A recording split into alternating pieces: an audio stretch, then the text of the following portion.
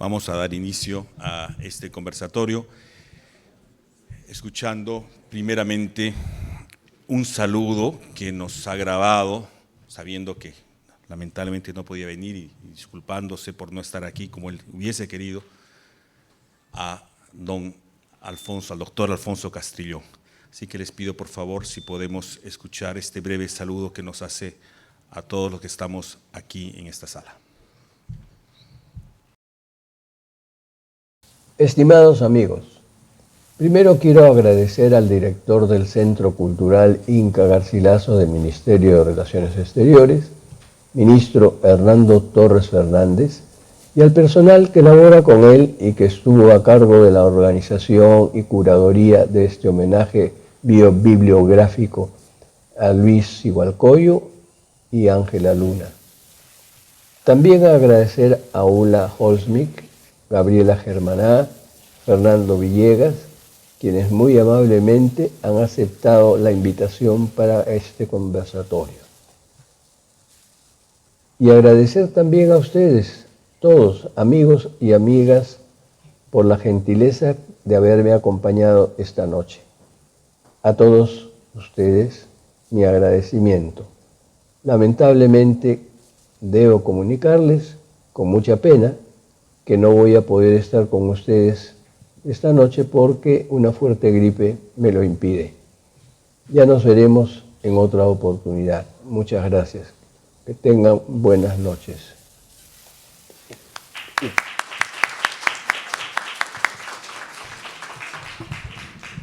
Lo que me alegra es escuchar a don Alfonso con una voz muy saludable, y eso es síntoma de que se va a recuperar muy pronto y muy rápido. Yo quiero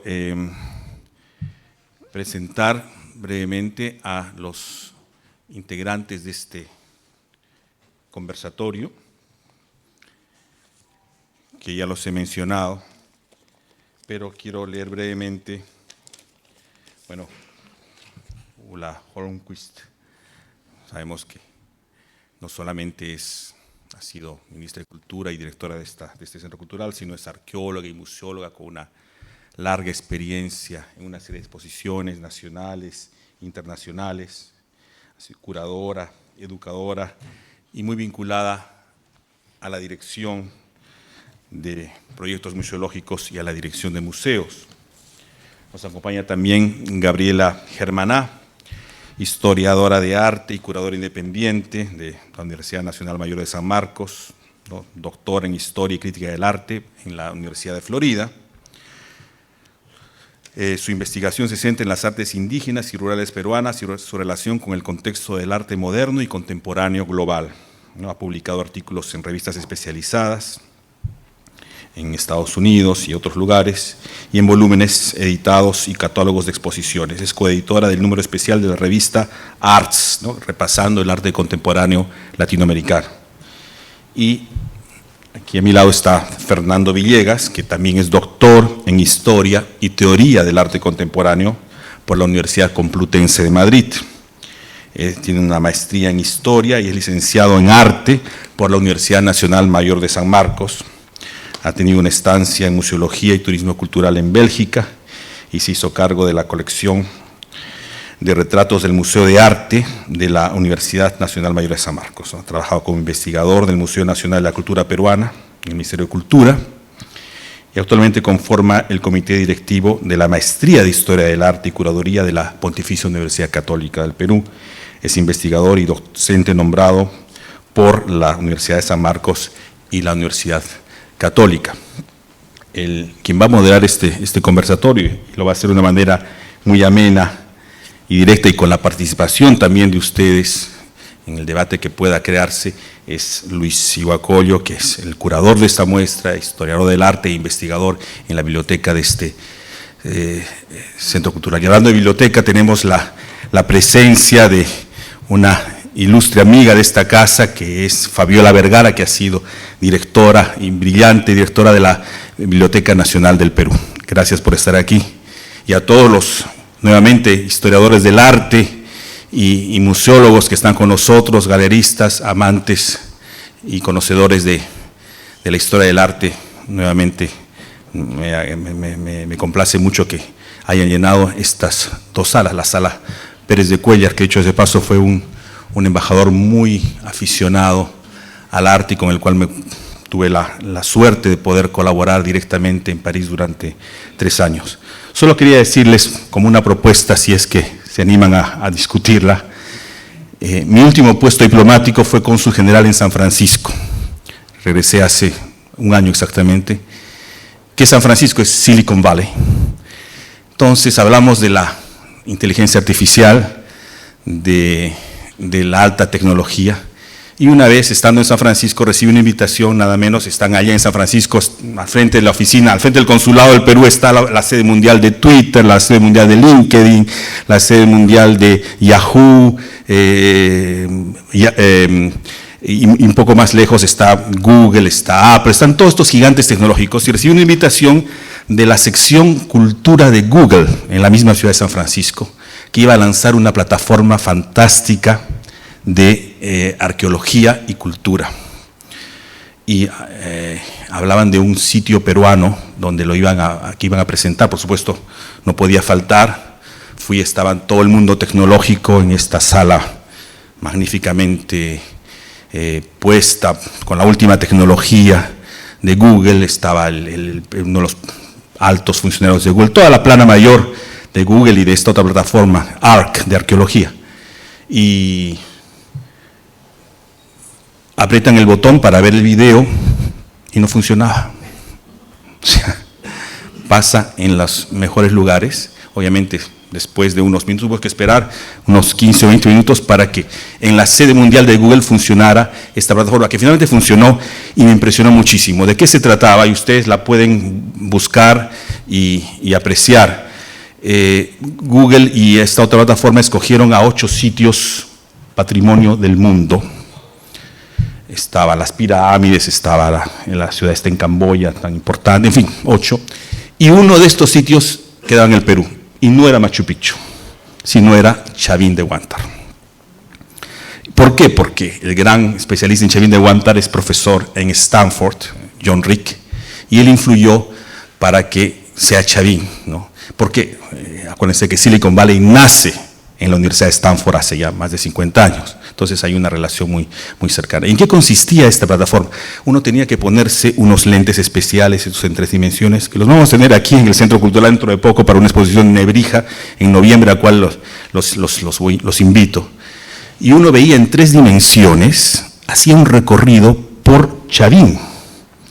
Un recorrido absolutamente que uno parecía que estuviera caminando, ¿no?, dentro de los túneles, y uno podía acercarse y ver las hebras de las piedras, cosa que no podría hacer uno que estuviera presencialmente en Chavín, porque agacharse, entrar, quedarse ahí un tiempo es muy complicado, pero sí se podía hacer con esta plataforma digital, ¿no?, de altísimo nivel, y que serviría para proteger el sitio en caso, imagínense, de un terremoto. Se puede reconstruir gracias a estas 3 dimensiones, en caso de la destrucción, en caso de que algún fanático, como ha ocurrido en otros países, o fanáticos destruyan un monumento histórico por no considerarlo parte de su cultura, por ejemplo, para atraer el turismo, para estudiar, para investigadores, en fin.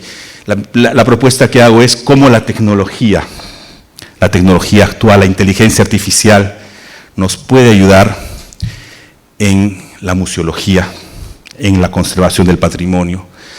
Estos museos interactivos que hay ahora en Europa, donde uno ve en 3 dimensiones, donde uno entra, en fin, la tecnología creo que está revolucionando la museología y la forma en que ver el arte, y esto creo que podría ser un tema interesante. Alfonso Castrillón es una generación, obviamente, anterior a todos estos descubrimientos o invenciones, y estoy seguro que le interesaría mucho hablar de un tema como el que sugiero que podría comentarse. Dejo entonces a Luis Iguacoyo en la moderación de este conversatorio. Gracias.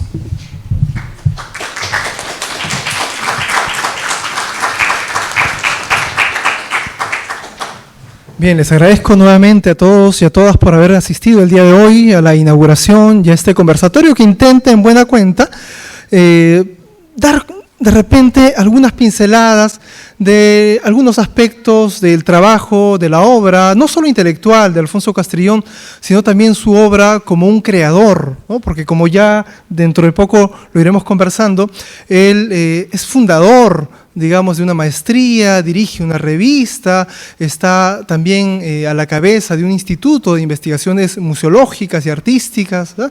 Y todo esto implica no solamente el trabajo de pensar ideas, no solamente de trabajar con conceptos, sino de aclimatarlos a la realidad, materializarlos, hacerlos posible, y de esa manera también animar, vivificar, ¿no?, el ambiente cultural de nuestro país. ¿Bien?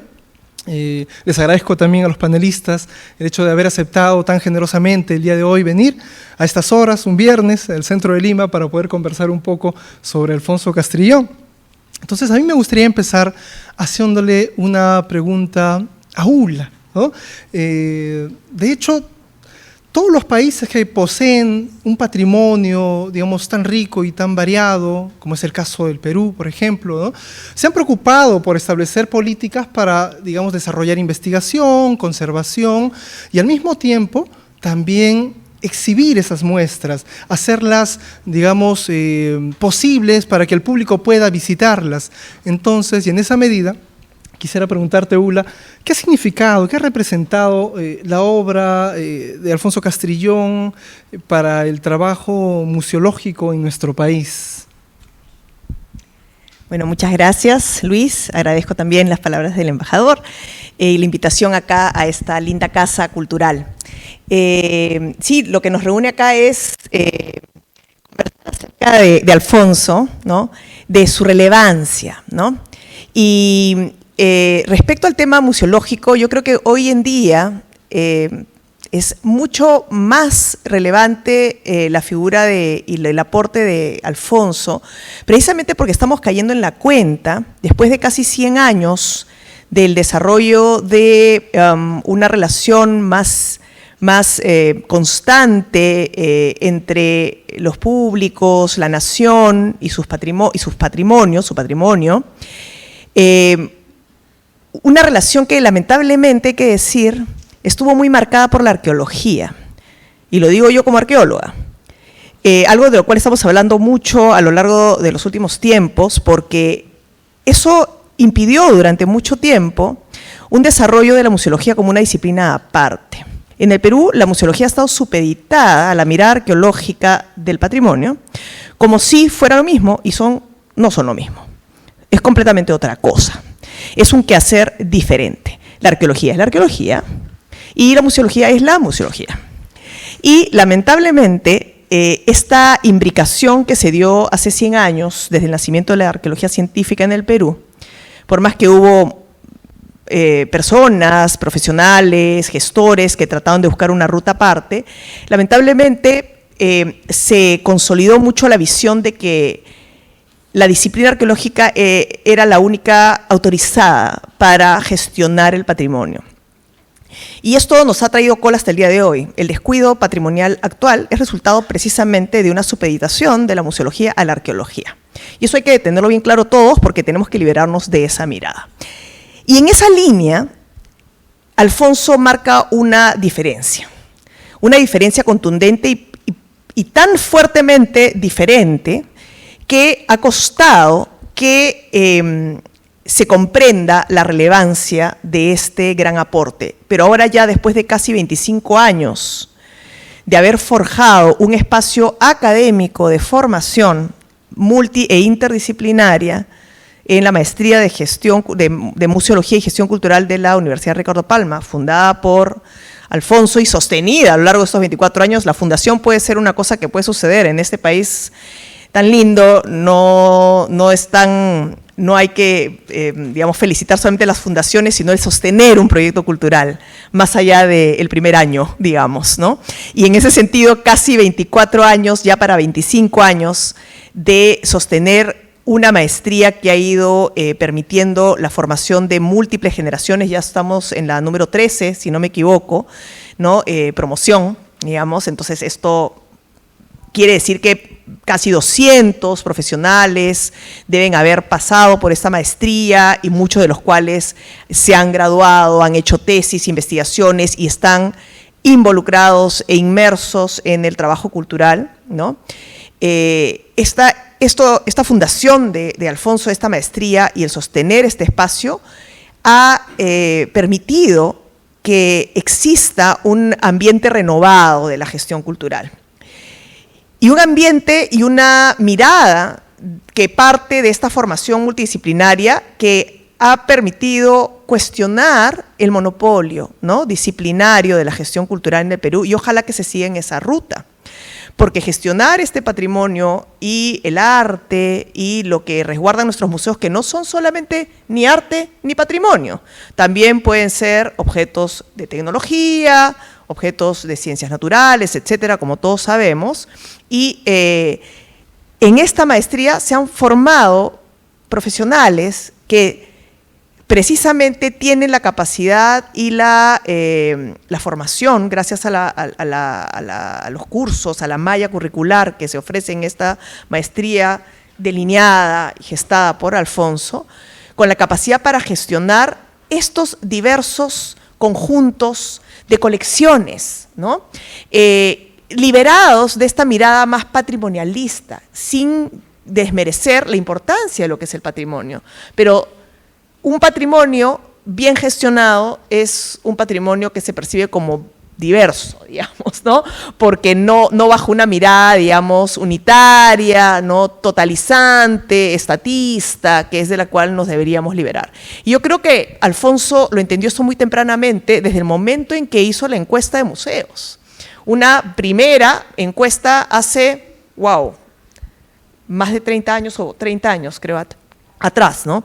Y que dio origen a una publicación que ha sido básica para todos aquellos que nos hemos involucrado en el ámbito de la gestión museológica, que Museo Peruano, Utopía y Realidad, ¿no?, en donde claramente había una crítica a 80 o 70 años de museos que no lograban despegar, precisamente por la carencia de formación multi e interdisciplinaria. Y a partir de ahí comienza la museología a hacerse un lugar en el Perú. Yo creo que le debemos a Alfonso, en gran medida, con sus maneras tan educadas, tan finas, tan respetuosas, el haber ido haciendo el espacio para esta disciplina. Y nos corresponde a muchos de nosotros que trabajamos en este ámbito el seguir teniendo una voz fuerte por la disciplina, por propio derecho de la disciplina y del quehacer museológico, para poder gestionar esta diversidad de patrimonios que tenemos en este país de manera adecuada, ¿no? Entonces, el aporte ha sido muy significativo. El hecho de que ahora hayan personas con esta mirada y esta formación en el ámbito cultural es una esperanza para nuestra gestión cultural, pero considero que el esfuerzo de Alfonso debería multiplicarse, ¿no? Multiplicarse no solamente en nuestra ciudad capital, sino multiplicarse, como tú bien lo has mencionado, a nivel país, ¿no? Hoy día la tecnología nos lo permite, ¿no? También tener diversos espacios de formación que en la época de la pandemia fue evidente que había ese hambre de formarse en la museología, por eso es que se multiplicaron las promociones pandémicas de la maestría de Ricardo Palma eran masivas y crecieron un montón y teníamos que dictar 2 o 3 turnos, ¿no es cierto?, porque había mucha demanda y eso demuestra que hay un deseo por este tipo de formación en todo nuestro país. Entonces el ejemplo de Alfonso creo que nos queda como una luz ahí por delante para ser multiplicada y encender muchas más antorchas de formación museológica en el país, porque así lo está demandando, ¿no? Entonces, como una primera conversación, creo que esto es algo como lo que yo quería mencionar, ¿no? Su gran relevancia en el ámbito museológico.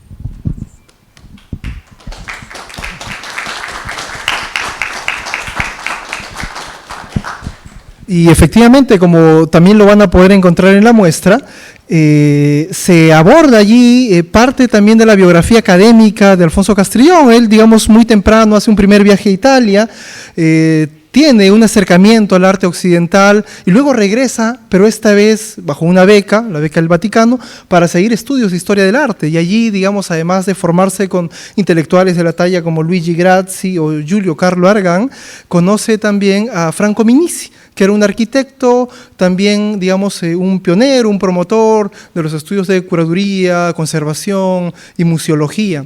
Y con esos estudios, él llega luego al Perú y empieza a aplicarlos, porque como lo decía Ulla, digamos, no había una tradición de hacer trabajo profesional en museología, ¿no? Y de allí también las razones para fundar esta maestría. Otra faceta de Alfonso es la que tiene que ver más bien con el arte popular. En el año 1975, el Instituto Nacional de Cultura, que fue el precedente de nuestro actual Ministerio de Cultura, le otorgó el Premio Nacional de Cultura en el área de arte a un artista ayacuchano, un retablista llamado Joaquín López Santay. Alfonso Castrillón fue parte del jurado que otorgó el premio, y esto por supuesto desató toda una polémica en los medios de prensa, en el círculo intelectual, sobre todo de Lima, ¿no? Hubieron coloquios, hubieron mesas redondas. Por un lado estaban quienes, digamos, sostenían la idea de que Joaquín López Santay no era un artista, y del otro lado, del que estaba Castrillón, digamos, se afirmaba que esto así era, ¿no? Entonces a mí me gustaría preguntarle a Gabriela un poco sobre el contexto de repente, digamos, de este episodio y de repente las implicancias que ha tenido también posteriormente para tener, digamos, la conciencia que ahora tenemos del arte popular, ¿no? Ya no como algo vinculado a la artesanía, sino con una dignidad, digamos, superior.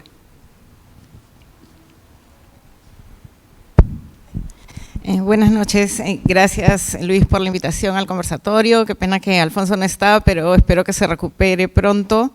Y gracias a todos ustedes por estar acá y gracias al director del Centro Cultural también por la invitación. Ya, yo tengo algo escrito porque si no me pierdo un poco y si se vuelve muy largo me avisas y lo dejo ahí y podemos seguir luego conversando más cosas, ¿no? Entonces, como decía Luis, en el año 1975, efectivamente, durante el gobierno militar de Juan Velasco Alvarado, el Instituto Nacional de Cultura otorgó el Premio Nacional de Cultura en el área de arte al retablista ayacuchano Joaquín López Santay. Alfonso Castrillón no solo era parte del jurado, era el presidente del jurado que decidió este reconocimiento. Tuve la oportunidad de leer el documento que es la fundamentación para el dictamen por mayoría simple a favor del artista popular Joaquín López Santay, el cual está firmado por los miembros del jurado, quienes eran los artistas Cristina Gálvez, Leslie y Carlos Bernasconi, el arquitecto Juan Gunter y Alfonso Castrillón.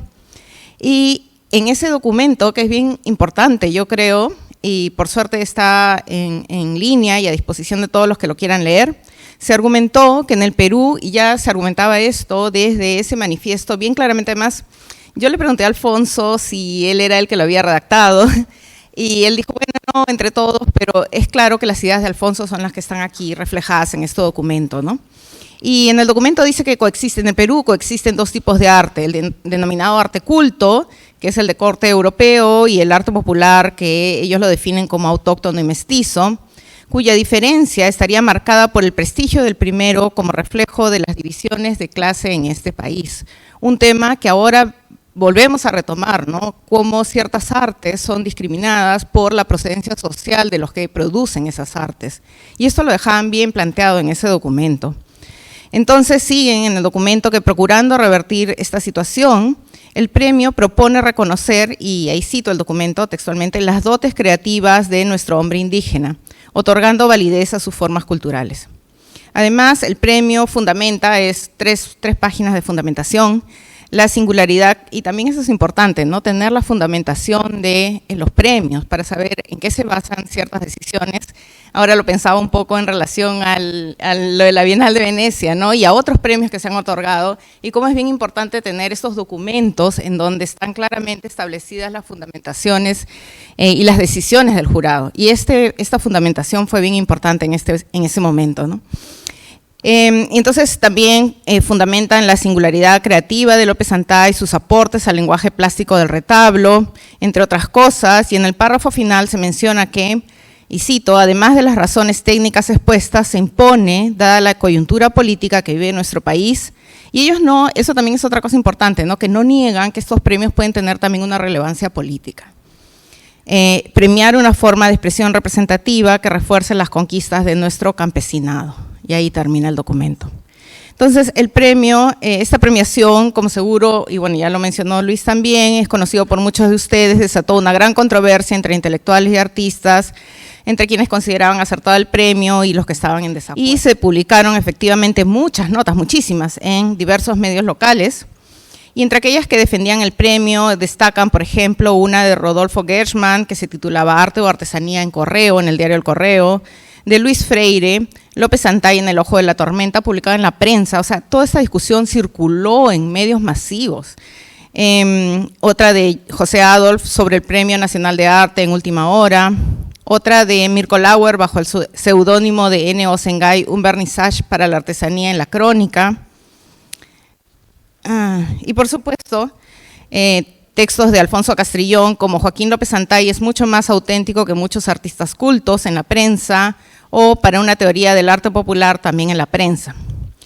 Del lado de aquellos que estaban en contra o criticaban el premio se encuentran también muchos textos, y solo voy a señalar dos aquí, uno escrito por Francisco Abril de Vivero, Luis Cosío Marino y Alberto Dávila, que decían que se titulaba Artistas plásticos cuestionan premio, y uno que creo que es el más representativo de la posición de los que estaban en contra es el de Juan Manuel Ugarte Lespuru, titulado Arte y Artesanía en la Prensa. Y lo que pasa es que Ugarte Lespuru comenzó a elaborar en este texto sobre las diferencias entre artesanía y arte, y según este artista, la primera, o sea, artesanía, respondería a patrones tradicionales colectivos y que buscaban servir solo a las necesidades de su localidad. Mientras que arte, dice, si bien usa formas pertenecientes a una colectividad, las expresa de acuerdo al espíritu particular de su creador. Entonces, de esa manera él decía que si bien en algunos casos el creador popular podía ser genial, es indiferente e ignorante de su propia significación, moviéndose en la pura instintividad. Y eso es una cosa que se ha dicho muchísimo, ¿no? Del arte producido por poblaciones indígenas, rurales, que son instintivos, y en ese sentido es menor que un artista que tiene todo un discurso, un proceso intelectual. Entonces, todas estas cosas las argumentaba Ugarte Lespuru en es un texto bien largo, publicado en la prensa. Como también mencionó Luis, estos debates no solo fueron a nivel escrito, en prensa, sino también hubieron debates presenciales. De hecho, hubo uno en la televisión, para que vieran cómo estas cuestiones se debatían en medios abiertos, ¿no? No solo era entre la gente de arte. Y también hubo un debate bien importante que tuvo lugar en el Instituto Ribagüero de la Universidad Católica, el 16 de enero de 1976, en el que participaron Alfonso, Enrique Iturriaga, estuvo también presente el mismo López Antay y Mildred Merino de Cela. Y en todo ese contexto incluso se forma el SUTAP, el Sindicato Único de Trabajadores en las Artes Plásticas, que fue un grupo de artistas que desertaron de la ASPAP, de la Asociación Profesional de Artistas Plásticos, porque esta última criticaba el premio. Y la lista de este nuevo sindicato de la SUTAP simbólicamente estaba encabezada por Joaquín López Antay. En 1977, poco más de un año después del otorgamiento del premio, y cuando las aguas ya se habían calmado, Alfonso Castrillón publicó un artículo, Arte Popular o Artesanía, entre signos de interrogación, en la revista Historia y Cultura del Museo Nacional de Historia. Desde su publicación, este texto se ha constituido en un referente, creo yo, en los estudios y discusiones sobre la categoría de arte popular en el Perú. Si leen muchos textos sobre esta discusión, siempre va a haber una cita a este texto de Alfonso, arte popular o artesanía. De hecho, Alfonso empieza el texto indicando que, y lo cito, a un año del otorgamiento del Premio Nacional de Cultura en el área de arte a don Joaquín López Antay, después de haber leído algún artículo y discutido sobre el tema, se ha hecho más sólida mi convicción de que el problema necesita un sustento metodológico que haga posible una investigación más seria y que lo aleje de las aproximaciones impresionistas, apreciaciones subjetivas y retórica agobiante. Porque claro, como en todas estas discusiones, todo el mundo comenzó a dar su punto de vista en lo que a mí me parece, yo creo. Entonces Alfonso ya dijo, vamos a escribir algo con un sustento teórico. Y entonces el texto revisa, y él lo dice claramente, desde una perspectiva de la historia social, del arte, las categorías de arte culto y arte popular en el contexto peruano, y en el texto plantea que este enfrentamiento entre lo culto y lo popular en el arte es un reflejo de, como ya había mencionado de alguna manera en el manifiesto, ¿no?, de la división de clases, donde la clase dominante establece los límites del arte bajo criterios tales como creación individual y la novedad, que eso es lo artístico, mientras que arte popular y artesanía, Alfonso los identifica como dos términos que responden, y lo cito, al interés clasista de defender la hegemonía del arte culto. Alfonso cuestiona criterios como la individualidad, que es como un principio para definir lo que es arte, ¿no?, que puedes definir a un creador individual, pero en el texto pone como ejemplos el arte, si no me equivoco, el arte europeo previo al Renacimiento medieval, claro, y los talleres donde no habían autores individuales y nadie cuestiona, ¿no?, que eso no sea arte. Y también se refiere a cuando se hacen múltiples copias y como eso tampoco sería un cuestionamiento para decir si algo es arte o no es arte. Un poco para ahí va el texto. Y aquí hago una referencia a mi propia experiencia, porque Arte Popular o Artesanía fue el primer texto escrito por Alfonso que yo leí. Este texto era parte de las lecturas obligatorias del curso Arte Popular, que la profesora, historiadora de arte Sara Acevedo dictó por muchos años en la Escuela de Arte de San Marcos, donde yo hice mi pregrado en Historia del Arte, en los 90s. Ya, el curso de Arte Popular y luego mi trabajo con Sara Acevedo en el Museo Nacional de la Cultura Peruana definieron los temas que yo después desarrollaría en mi práctica profesional como historia del arte y como curadora. Y me he dedicado, ¿no?, al estudio de este llamado arte popular y también al arte producido por artistas pertenecientes a comunidades indígenas y rurales en el Perú. Pero también me ha interesado mucho, a partir de leer estos textos y fundamentación de Alfonso, esta revisión crítica de estas categorías, ¿no? Cómo se construye la categoría de arte, cómo se construye la categoría de arte popular, por qué, desde dónde, con qué intereses. Y creo que para los que trabajamos en estos campos, y pienso ahora en la antropóloga Juliana Borea, en la historiadora de arte María Eugenia Ilia, ese texto de Alfonso ha sido fundamental. Y también lo pueden encontrar en línea si alguien está interesado en leerlo. Sus sólidas ideas y fundamentos dejaron entrever que más que un problema estético, o junto con, puede ser, la polémica arte culto, arte popular hacía eco de un problema de carácter social. Lamentablemente la polémica terminó. Pasaron como muchas polémicas, pasó un año y todos se olvidaron un poco de la polémica, y fueron pocos los estudiosos que durante las décadas del 80 y el 90 reflexionaron críticamente sobre el arte popular. Entre ellos estaba Mirko Lauer, que tiene textos muy interesantes publicados en los 80s, y definitivamente también Alfonso. Alfonso siguió preocupado por reflexionar sobre estas categorías. Y de hecho, Juliana Borea en un texto dice, no obstante los debates desatados por la premiación, estos se apagaron rápidamente y se continuaron las prácticas de división, jerarquización y de apropiación artística validadas solo unidireccionalmente. Pero como decía, el interés de Alfonso Castrillón por el arte popular no terminó con la polémica, felizmente. Y de hecho, en el año 1982 publicó un texto llamado López Santay, Significación Actual. Otra vez una reflexión después de algunos años para volver a reflexionar sobre qué significó este premio, y ese texto lo publicó en una publicación llamada Utópicos, Utópicos en torno a lo visual.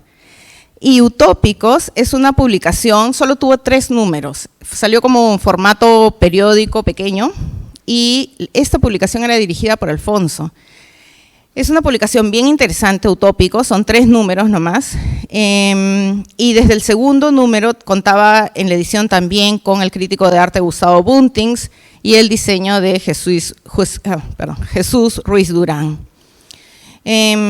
Cada número de la revista planteaba un tema en específico, pero todas tenían un enfoque social marxista del fenómeno artístico y esta revista buscaba insertarse bajo la dirección de Alfonso en un movimiento más amplio que tuvo lugar a nivel latinoamericano en las décadas del 70 y 80, a través de la obra de teóricos como Juan Hacha, el argentino Néstor, y todos mis papelitos, García Canclini, exacto, el brasileño Mario Pedrosa, Mirko Lauer en Perú, y Castrillón buscaba insertar todas estas reflexiones con todos estos diversos teóricos y críticos de esta perspectiva marxista.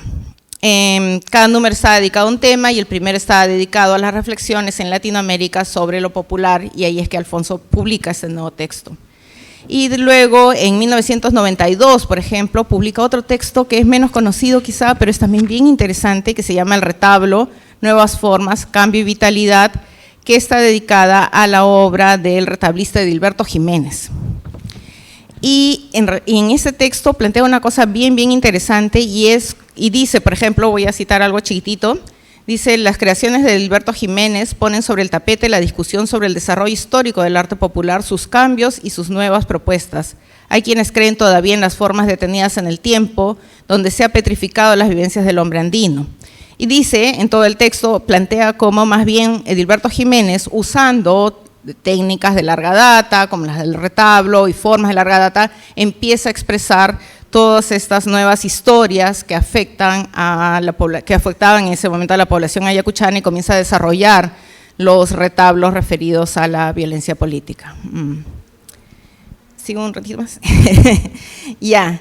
¿Qué más? En la década del 2000 hay un giro que se ha denominado el giro hacia lo indígena en el campo de las artes contemporáneas. Este giro tiene lugar a nivel global.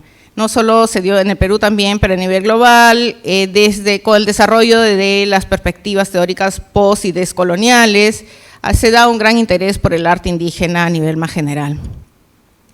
Y entonces el arte popular, el arte indígena, el arte rural vuelve a ser puesto en las discusiones sobre el arte, ¿no? Y se comienza a considerar cómo incorporar este arte en el discurso del arte contemporáneo ahora, ¿no? Y comienzan a salir nuevos temas a debate, si solo se trata de incorporar esa producción al sistema del arte, por ejemplo, sin pensar en cómo eso afecta a las calidades de vida de las personas que producen estas artes, porque ahora se ha comenzado a coleccionar mucho arte indígena, arte rural, pero cómo esto afecta a los sistemas, los contextos donde viven los productores. También cómo considerar muchos objetos que originalmente no eran solo para ser exhibidos y los usos que tenían originalmente estos objetos. Entonces comienzan a haber nuevas discusiones sobre estas inserciones del arte indígena, rural, popular en el sistema del arte. Sí. Vamos a tener una segunda ronda. ¿Te parece si eso que está pendiente lo podemos abordar para la segunda ronda? Me parece muy bien, porque ahí además Alfonso tiene una contribución bien importante que creo que no se ha tomado muy en cuenta, y eso lo puedo dejar para la siguiente. Perfecto. Creo que para todos va quedando claro que ese espíritu crítico que tiene Alfonso Castrillón no solamente, digamos, se manifiesta en el ámbito de la museología. Por ejemplo, hace un momento Ula decía de que en este libro, Museo Peruano, Utopía y Realidad, se hacían, digamos, críticas por momentos muy despiadadas, incluso a las políticas y a las formas, cómo se iban, digamos, pensando la musealización en el Perú. Eso mismo también, digamos, les decía, se hace evidente en estas discusiones de las que Alfonso formó parte en torno al arte popular. ¿Bien? Entonces, hace un momento también les decía que Alfonso se formó en Europa como historiador del arte, y luego él regresa al Perú. Él estudia primero en Roma, luego en Madrid, y sostiene y sustenta una tesis sobre el arte del medallista y escultor italiano Leone Leoni, y en el año 1967 él obtiene el doctorado. Regresa al Perú y empieza luego una primera etapa como docente universitario, precisamente en las aulas de la Universidad de San Marcos, ¿no?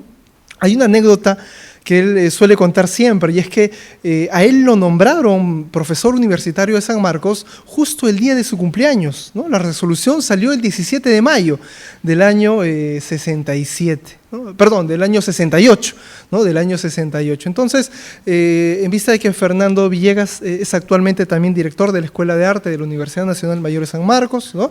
Me gustaría preguntar, o en todo caso que nos expliques un poco sobre esta etapa, sobre el trabajo de Alfonso, digamos, en la Escuela de Arte, también de repente sobre su periodo como director del museo, ¿no? Y todos estos detalles que seguramente van a resultar muy interesantes para todos. Fernando.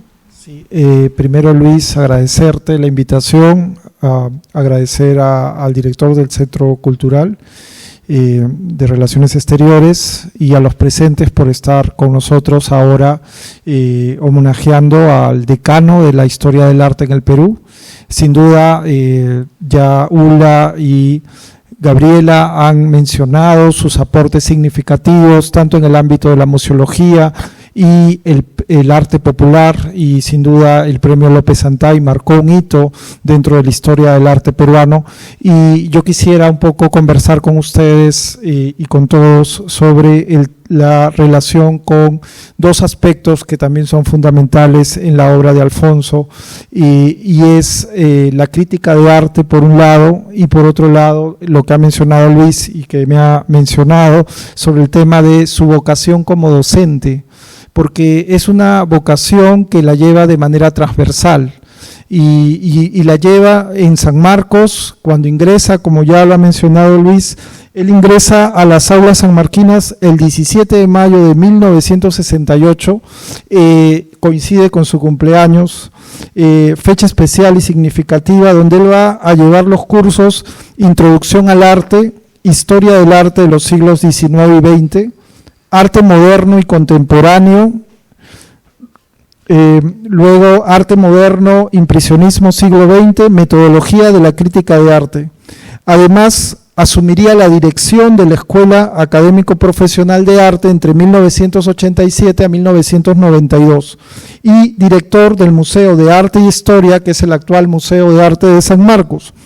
Esa vocación hacia la docencia y su firme convicción de incentivar la disciplina de la historia del arte queda manifiesta en el apoyo otorgado a los jóvenes investigadores en historia del arte y museología que tuvieron también acogida en la revista Illapa.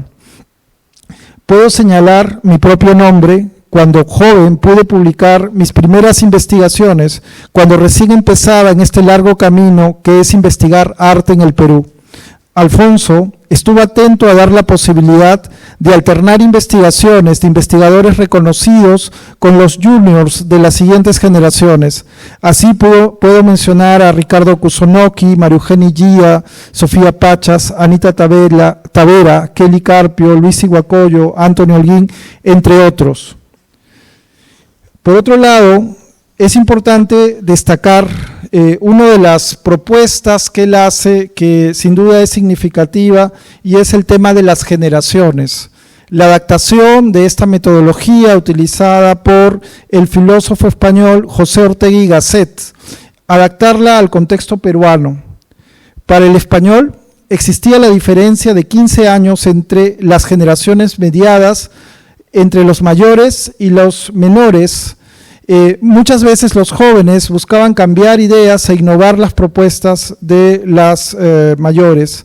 Alfonso Castrillón sistematiza el arte peruano del siglo XX desde 1937 a 1987, donde reconoce 4 generaciones: los independientes, de oposición al grupo de Sabogal y su escuela, entre ellos el más representativo Grau, pero también destaca Quispe Sacín, César Moro, Pantigoso; los abstractos, como Fernando de Cislo o Jorge Eduardo Eyelson; la generación del 68 o la del 80, donde tiene artistas representativos como Johanna Hamann o Herbert Rodríguez o Juan Javier Salazar.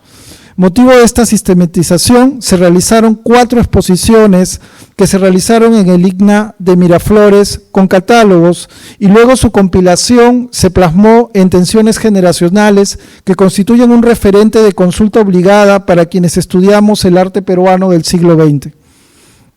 Debo mencionar también otro de los aspectos importantes en su obra, además de la docencia, es la crítica de arte y su papel sumamente importante En este caso fue pionero en los estudios de la crítica de arte en el Perú, al reconocer, por ejemplo, la labor de críticos diletantes como Federico Larrañaga y reconocer la profesionalización de la crítica artística en Teófilo Castillo.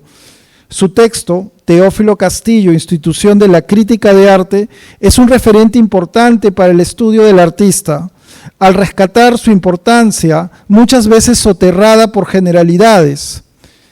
En este caso, puedo mencionar un aspecto importante en el sentido de que, por ejemplo, las diferencias que Alfonso Castrillón establece entre el literato Ricardo Palma y Teófilo Castillo, cuando antes se había pensado de que Castillo era el ilustrador de Palma, Alfonso Castrillón nos menciona que Palma se burla del virreinato, mientras que Castillo lo recrea como un elemento insustituible de su identidad. Esa fina revisión bibliográfica en donde otros investigadores, cegados por otras ideologías, habían puesto a ambos en un grupo, nos permite entender la posibilidad del investigador sesudo que es Alfonso Castrillón. Este aspecto tan importante de diferenciarlo nos permite encontrar, por ejemplo, también otros trabajos significativos que ha hecho en torno a la crítica de arte de José Carlos Mariátegui, al reconocerlo como pionero en la recepción de las vanguardias europeas, los estudios que hace sobre Emilio Adolfo Westphalen o sobre Juan Ríos o Raúl María Pereira, a quienes denomina como francotiradores de la crítica. Este proyecto de desarrollar una historia de la crítica de arte en el Perú, que tenía como premisa la teoría social, es un proyecto que de alguna manera lo esbozó a partir de su libro Las buenas intenciones, y que sin duda esperamos que Alfonso pueda continuar.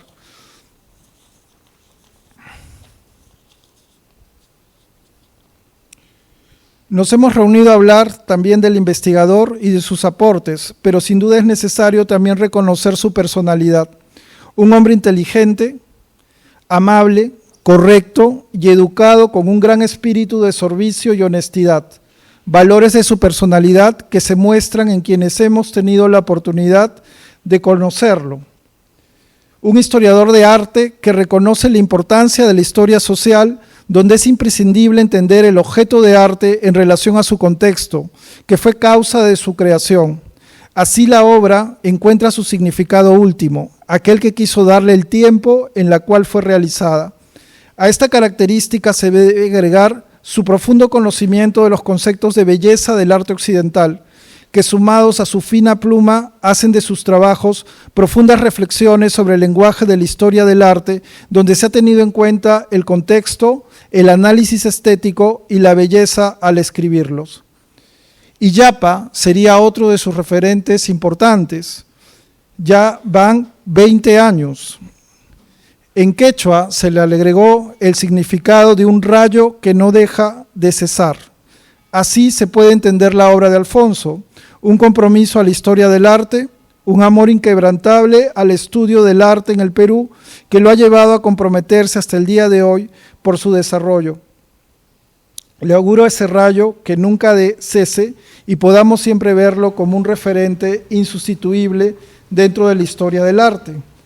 Es importante reconocer en vida los aportes de intelectuales ilustres como Alfonso Castrillón, cuyas contribuciones han contribuido a poder entender el arte moderno y contemporáneo en el Perú. Gracias, Alfonso, por dedicar tu vida en incentivar el gusto estético entre los peruanos, por formar generaciones de historiadores del arte que siguen atentos a tu labor intelectual. Gracias.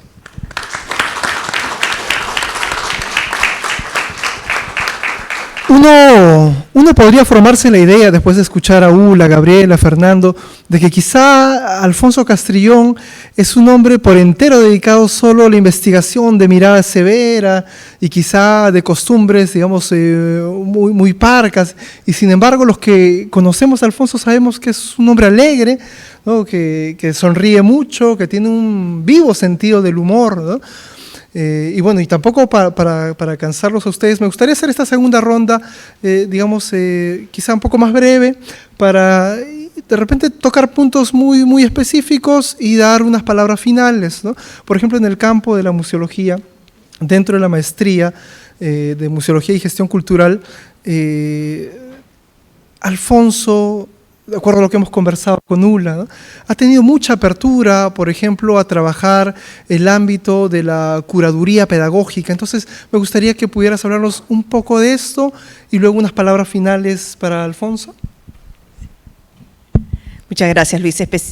Especialmente quería comentar, enlazándolo con lo que acaba de mencionar Fernando, esta mirada, este compromiso de Alfonso con multiplicar saberes y miradas hacia el público. O sea, toda esta investigación que realiza en los diferentes ámbitos, él tenía clarísimo, y sigue teniéndolo en realidad, no solamente como por la formación de la maestría, sino abrir puertas para poder generar también maneras en que los profesionales de la cultura podemos llegar más y mejor a esta multiplicación. Y esto tiene un ejemplo clarísimo en la maestría. Yo era profesora casi desde los inicios de esta maestría, porque acaba de llegar hacía muy pocos años de mi propia formación como museóloga. Entonces me integré en los cursos más de información general, de museología, ¿no?, de historia de los museos, etcétera.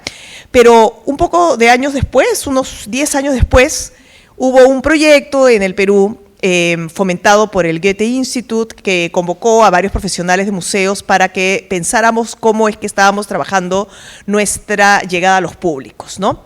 La construcción de públicos, la curaduría pedagógica, actividades públicas, cómo programábamos, si realmente estábamos trabajando para los públicos que ya iban o para aquellos que nunca iban y que más bien queríamos construir, ¿no?, generar públicos meta, digamos, de todo este ámbito de los museos.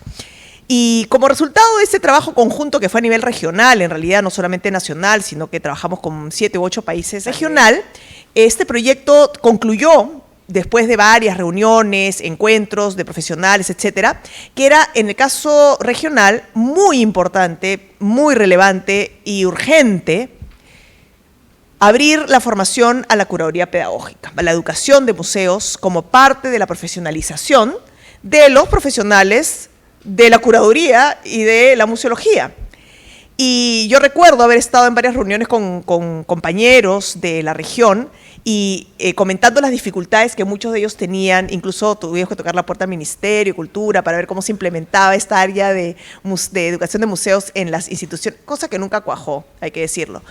La única puerta que yo toqué e inmediatamente fue de una apertura sin precedentes, pero era claro que iba a suceder conociendo a Alfonso, fue sentarnos con Alfonso y decirle: esto se ha concluido en estos talleres con el Goethe, es importante implementar un área, un curso de pedagogía en museos. Su respuesta fue: preséntame el curso. Y al semestre siguiente se estaba abriendo el curso, dentro se hizo el espacio en la malla curricular inmediato. O sea, esto es algo que yo no he visto en ningún otro espacio académico, ni menos que decirlo burocrático, ¿no? Pero en el caso de Alfonso era clarísimo que que él mismo estaba viendo esto como un crecimiento, un movimiento, un enriquecimiento de su propia propuesta, que en verdad era una propuesta colegiada, ¿no?, finalmente, que él lograba gestionar de manera que funcionara y estuviera acorde a los tiempos, ¿no? Y eso realmente marcó, en todo caso, yo considero, no solamente por un tema de involucramiento directo con ese curso, sino que yo lo he visto en las generaciones de personas que se han formado en esa maestría, la relevancia de la mirada curatorial orientada a los públicos. Por un lado estaba el Alfonso investigador, convencido de la importancia de ser un minucioso y comprometido y serio investigador, pero el investigador que no comunica Finalmente estaba clarísimo que no era un aporte en nuestra sociedad. Entonces fue muy clara su apertura y hasta el día de hoy es un curso importante de esta maestría y que sabemos por los comentarios de los egresados y personas que se forman que se agradece mucho tener ese espacio en la maestría, ¿no? Y yo estoy segura de que a lo largo de los años siguientes, si se vienen con otras propuestas acorde al desarrollo de la propia museología, Alfonso seguirá estando abierto para poder avanzar con los tiempos, ¿no? Pero el carácter de lo pedagógico ha estado, como dijo Fernando, es transversal en su quehacer, ¿no? Eso es lo que yo podría destacar.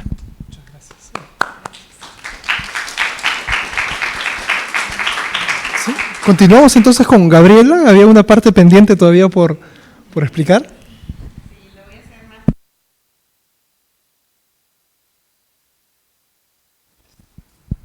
Ya lo voy a hacer más cortito. Solo quería decirles que después de pasar la polémica, como les dije, de López Antay, Alfonso siguió trabajando y reflexionando sobre el tema del arte popular, pero ya no fue una cuestión central dentro de su producción. Como pueden ver, con todo lo demás que venía haciendo, ya dejó de ser ese un punto central, pero igual siguió preocupado por este tipo de producción. Y de hecho hay una cosa que a mí me parece bien importante, y es que él también ha sido director, además de todas las demás cosas que he mencionado, director de la Galería de Arte de la Universidad Ricardo Palma. Y en los primeros años de la galería, cuando todavía no estaba en el Coarihuasi en Miraflores, sino en el campus de la Universidad en Surco, él apoyó mucho a la historiadora María Eugenia Ilia en la realización de una muestra de un artista amazónico que creo que es fundamental en la comprensión de todo este desarrollo del arte amazónico que se ha dado hasta el día de hoy.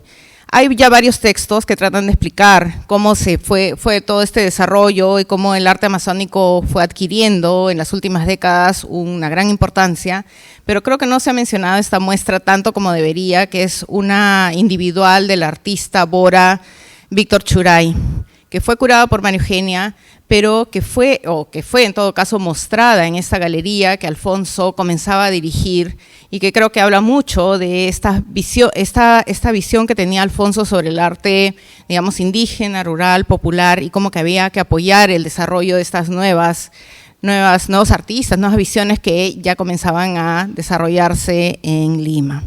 Y la otra cuestión es la serie de 10 exposiciones de arte popular que tuvieron lugar en el IBNA, en el Instituto Cultural Peruano Norteamericano, entre el año 2003 y el 2014. Este fue un proyecto que se hizo entre el IBNA y la Universidad Ricardo Palma. Surgió de conversaciones entre el subdirector cultural del IBNA, Pedro Pablo Alaiza, y Alfonso Castrillón. Y queda claro que Alfonso es el que ha dirigido un poco la línea de esta serie, ¿no? Alfonso no hizo la curaduría de ninguna de estas exposiciones, pero lo que hicieron fue formar un comité en el que estaban, entre otras personas, los coleccionistas Mari Solari, Jaime Liébana y John Alfredo Davis, y considero que con este comité creo que influyó en una perspectiva un poco más tradicional sobre el arte popular frente a lo que Alfonso había estado planteando más combativamente en los 70s. Estas perspectivas fueron un poquito más tradicionales sobre el arte popular y cómo trataban a veces de mantener un poco formas y técnicas más de larga data, y no se fijaron tanto, digamos, en las nuevas producciones que estaban haciendo los artistas. Pero de todas maneras, esto fue un esfuerzo bien importante, porque estas exposiciones de arte popular tuvieron lugar en el IBNA. Antes de eso, casi siempre exposiciones de arte popular se hacían en el Museo de la Cultura Peruana, que hasta ahora siguen haciendo un gran trabajo, y en el Instituto Ribagüero, en el Museo de Artes y Tradiciones Populares de la Universidad Católica. Pero aquí lograron que este tipo de colecciones se viera, ¿no?, en una galería que tenía bastante público interesado en arte moderno, arte contemporáneo. Se abrió otro tipo de público. Y para cada exposición además se llamó un especialista en cada uno de los temas, ¿no? Recuerdo la de textiles, curada por María Elena del Solar, la de arte popular de Ayacucho por, ay, se me fue su nombre. Aquí están todos los que trabajaron en el himno en esa época. Pero Rosaura Andazábal, que trabajó arte popular de Ayacucho, y lo interesante fue cómo fueron reconociendo Alfonso, el comité, a todas las personas que ya tenían largo tiempo trabajando en cada uno de estos temas para comisionar que hicieran la curaduría de cada una de estas exposiciones en el IMNA, y nuevamente se puso como que en vitrina un poco este tema del arte popular, ¿no? Lo último que quiero hacer es referirme a un trabajo que yo hice entre el 2008 y el 2012 para... en mis papeles, es un trabajo que hice entre el 2009 y el 2012 para el proyecto Documentos de Arte Latinoamericano y Latino del Siglo XX del Museo de Arte de Houston, y que en el caso de Perú se trabajó con el Museo de Arte de Lima. Este proyecto buscaba identificar polémicas importantes que hubieran definido la historia del arte de cada país latinoamericano en el siglo XX. Y cuando se definían cada una de estas polémicas, había que identificar los principales textos producidos dentro de esa polémica, escanearlos y escribir un comentario crítico sobre el contexto y la importancia del documento. Y todos esos documentos están en línea ahora. Pero lo que quería mencionar aquí es que cuando el equipo peruano nos reunimos para determinar qué polémicas eran las que habían definido la historia del arte peruano en el siglo XX, y en ese equipo estaban mis compañeros Ricardo Kusunoki, Daniel Contreras, el equipo era dirigido por Gustavo Buntings y teníamos la asesoría de Natalia Magluf y Luis Eduardo Bufarden. La primera polémica que salió inmediatamente como importantísima en la definición de esta historia del arte peruano del siglo XX fue la polémica de López Antay. Entonces fue incuestionable la importancia de esa polémica.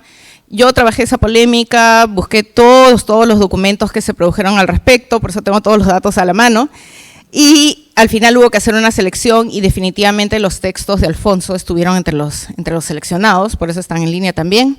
Pero lo que es interesante aquí es que de la revisión de todo ese material, para mí quedaba clarísimo cómo la propuesta y la perspectiva de Alfonso sobre el arte popular trabajada en los 70s, que es otro contexto del que estamos ahora, siguen teniendo muchas repercusiones en las discusiones respecto al arte popular y las producciones de grupos anteriormente marginalizados en el sistema del arte. Y además Alfonso lo dijo claro y fuerte en su momento y no tuvo ninguna duda de salir a defender estas posturas, incluso frente a otros académicos que no estaban de acuerdo, a otros artistas que no estaban de acuerdo. Y para mí eso es bien importante, ¿no? Como una persona como Alfonso, a la que he tenido el gusto de conocerla en los últimos años, y como decían todos, es muy amable, muy generoso, muy sonriente, pero cuando tiene que decir las cosas de frente y claras, las hace. Entonces, muchas gracias.